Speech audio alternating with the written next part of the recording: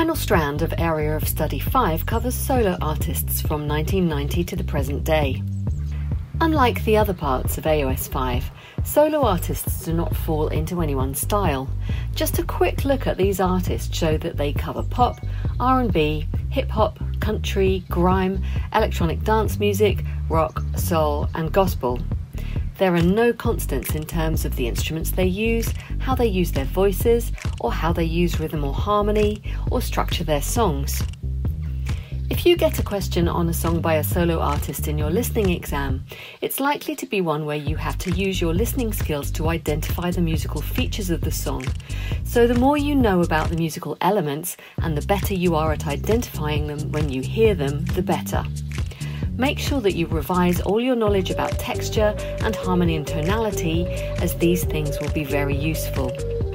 However, there are a few things to do with the way that solo artists tend to use technology, and some things about the way they go about their work that is helpful to learn, and we'll cover this in this video. What would I do without your smart mouth, drawing me in and you? Some solo artists might have a very natural acoustic sound and create most of their songs using the usual lineup of pop instruments, or perhaps with a big emphasis on a piano or acoustic guitar. However, they often use synthesized sounds or samples, loops, or effects such as auto-tune and filtering.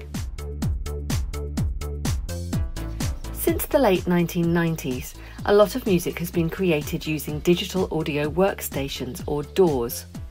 You've probably used a DAW such as Logic, GarageBand, Cubase or Soundtrap. DAWs enable you to create complex, multi-layered music on a computer and have made powerful technology available to musicians at every level. They are the big reason why lots of recording studios have gone out of business in the last 20 years, because now it's possible to create professional results at home. Pro Tools is the DAW most often used by professional recording artists, but all DAWs do essentially the same thing. They allow you to put together a whole bunch of tracks easily and edit them in whatever way you like. The tracks might include audio that you record directly into the DAW. This would be the vocals and any acoustic instruments such as piano or acoustic guitar. You can also create MIDI tracks, where you actually create the track straight in the DAW by drawing in notes with the mouse or playing them in using a MIDI keyboard. These might use preset sounds within the DAW, or you can create your own sounds from scratch using a synth plugin. It's also very straightforward to loop sounds in a DAW. Again, this might be something that you've created from scratch or a sound that you've got from somewhere else.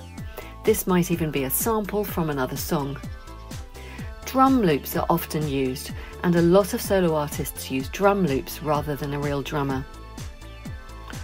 Once you've got a track in the DAW, you can edit it in hundreds of different ways and apply lots of different kinds of effects.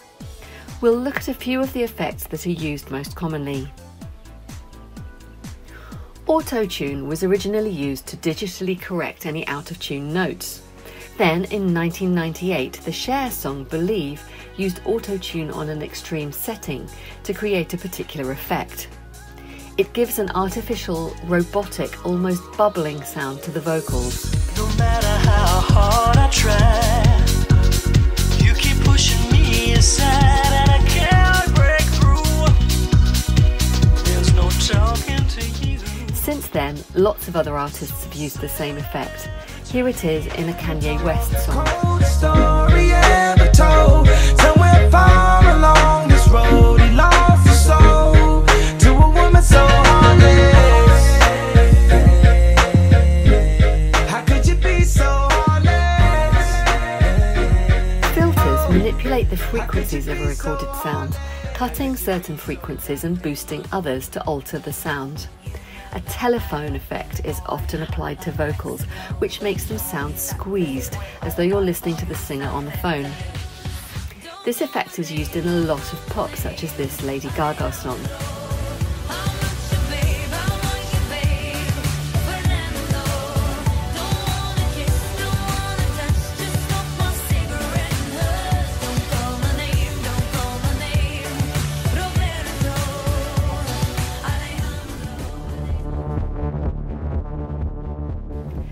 Sometimes a filter is applied to more than just the vocals.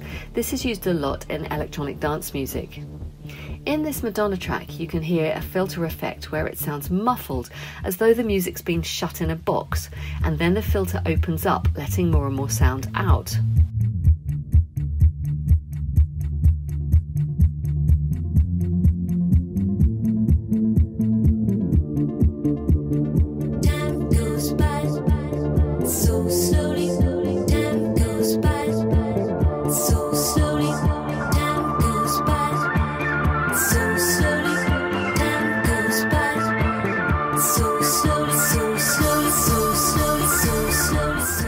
Notice also in this song the use of a sample taken from an ABBA song.